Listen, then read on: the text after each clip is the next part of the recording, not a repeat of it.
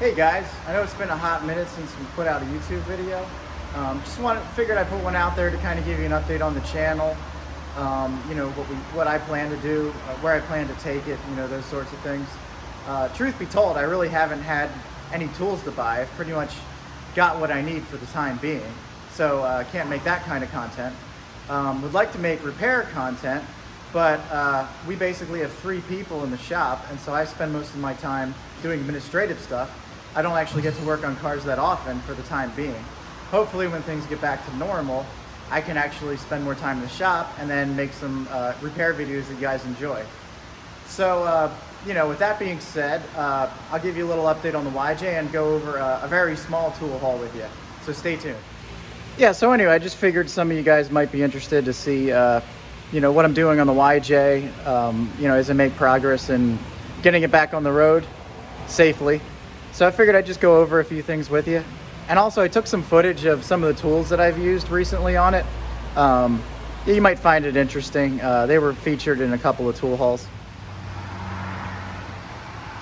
Yeah, so first up I replaced the rear pinion seal here. Now what I didn't have is a big enough pipe wrench, or a yoke wrench to basically hold this and torque this properly. I kind of blasted on there. I had a feel for it. I'm actually a little under spec, and if you don't know, basically what you're supposed to do is you're supposed to tighten this to a certain spec. Typically, so for this vehicle, it's like 210 foot-pounds. I do about 200 foot-pounds, and then before you take this nut off, you're supposed to check the preload. So the preload is basically the rotation of this entire component right here. I believe in the factory it tends to be around, from the factory it tends to be around 5 foot-pounds, but each one's unique and you're actually supposed to measure that before you take it off. I couldn't because this nut was actually loose already when I took everything off, so it wasn't quite right. So I'm basically going to go for a preload of 5 foot-pounds. And the way you measure that is basically use like a beam deflecting torque wrench, or you can use a 1/4 inch torque wrench that goes to a low enough foot-pounds. And you put it on there and you let the whole thing rotate, like that.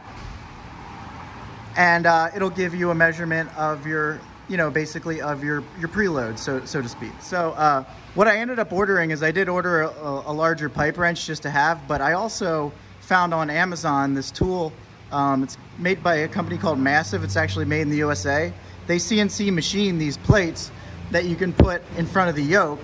And they're universal, so they have different size slots, and basically it's kind of like your typical like your bolt grip puller set. It's kind of similar to that, and you just put the plate on there and you put 2 nuts in, or 2 bolts through, and then you can hold it with a long breaker bar or whatever while you torque it with your torque wrench. Or you could even use put a cheater pipe and then have it rest against the frame so it doesn't move while you torque it with your torque wrench. But I got that coming, so I'll record that when it shows up. Thought it was a nifty tool. All right, so moving along.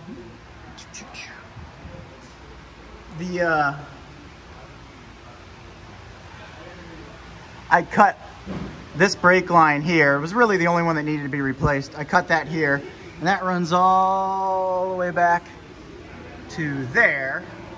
So I'll be bending a new brake line and installing that. Also had to replace the fuel filter. I'm still working on cleaning some of the rust off, or just getting it to the point where it no longer chips away. And when I get to that, then I'll put on the, the rust converter / etcher, which will act as my primer, and then I'll hit it with a top coat of Rust-Oleum or something like that, and we'll be good to go. See if there's anything else worth mentioning. I don't think so for now. I think we've been over everything else already.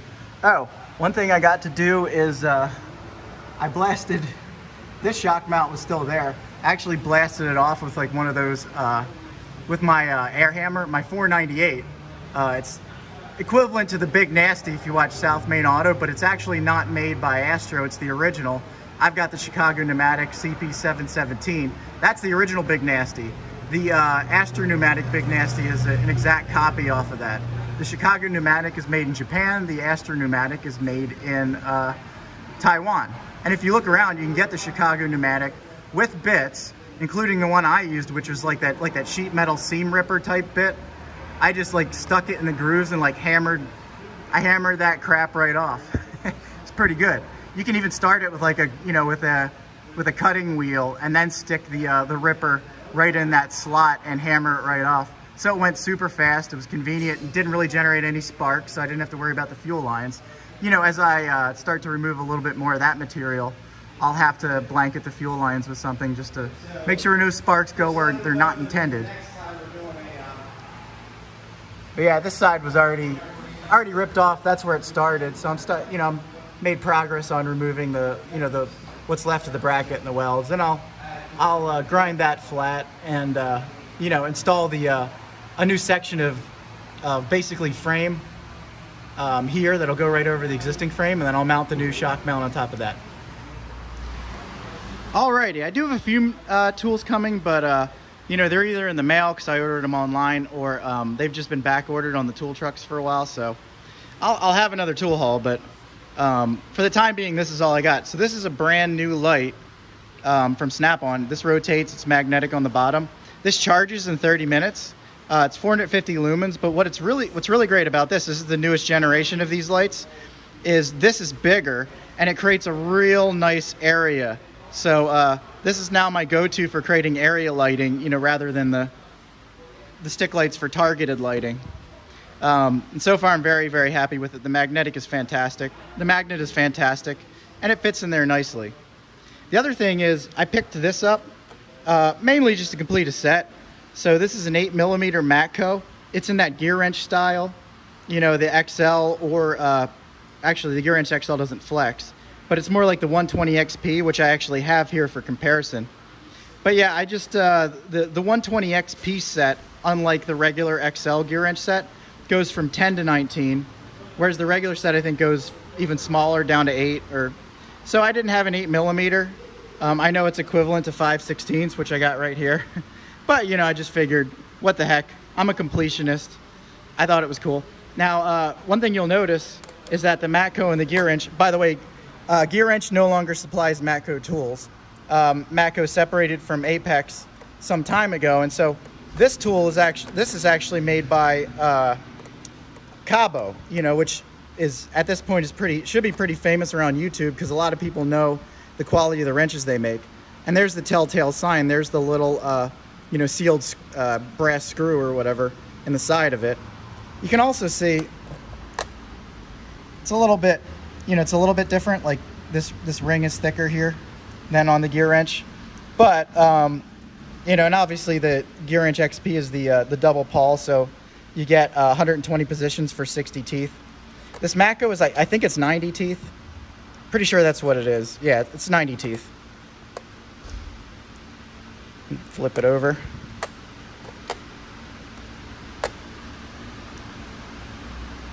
But yeah, as you can see, they're pretty much identical. The gear wrench obviously doesn't have that screw because it's made by Apex in Taiwan. And as I mentioned, the Matco is made by Cabo in Taiwan. And they're both spline drive.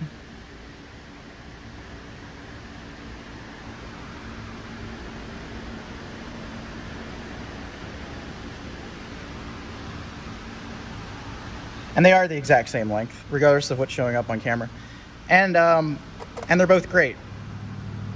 So definitely a viable option if you need individual sizes. This is what Matco is going to from the straight, you know, ones without the flex on this end, which I think those actually were still made by Apex or Gear Wrench, so they're still clearing out some of that inventory. But from what I was told, this is basically going to not just be a different option from the non-flex, but it's actually going to replace it. So if you break your non-flex and get it warranty, this is what you're going to get. That's just what my Matco dealer told me. Oh yeah, I forgot. This is technically part of the tool haul. I got a Snap-on plier rack and I stuck all my vice grips in there.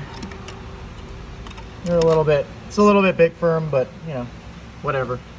That pliers rack back there is Harbor Freight. I'm not crazy about it.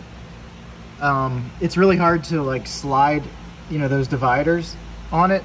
I mean, I guess you could hit it with, you know, some type of lubricant just to make it slide a little bit better, but I don't know, it's bigger, it kind of fits the drawer properly, but it's also kind of a pain in the ass. I think I like this style better. And this was actually, now granted it has 2 less slots, but this was actually cheaper because it was on sale. So this is like $16 or $17. And I think the Harbor Freight version is like 20, somewhere around that. But, oh, and then also this is made in USA, and I think they actually have a lifetime warranty on it, which is pretty cool. At any rate, freed me up a little space in that drawer. Thanks for watching, guys. Deuces. Hey, for those who knock spline drive, it's the only thing that worked on this.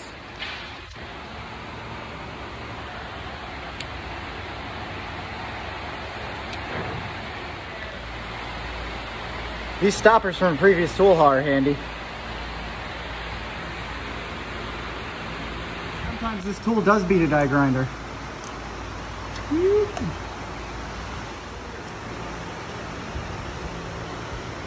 Now granted, I broke that loose with a flare nut wrench, but it's the angle on these Mac Precision torques just makes, you know, things like this a lot easier. Well, granted, the Milwaukee right angle impact may not take off every caliper bolt, but it's definitely good enough to take off the shock from that upper mount.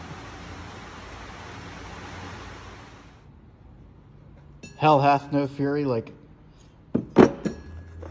Ajax 498 bits coupled with the Chicago Pneumatic 498 air hammer. One of the things I love about this die grinder, you know, if you can pull this down and unlock, I can't do it with one hand, but basically you can rotate this paddle switch. So if I'm going to clean some stuff up like this, this is not in the way. Safety first. Yeah, these gloves by Firm Grip, got these through Home Depot. Is that the, nope. Anyway, I would highly recommend them for cutting. Obviously, they just saved part of my finger. But in addition to that, they're comfortable and they work really well.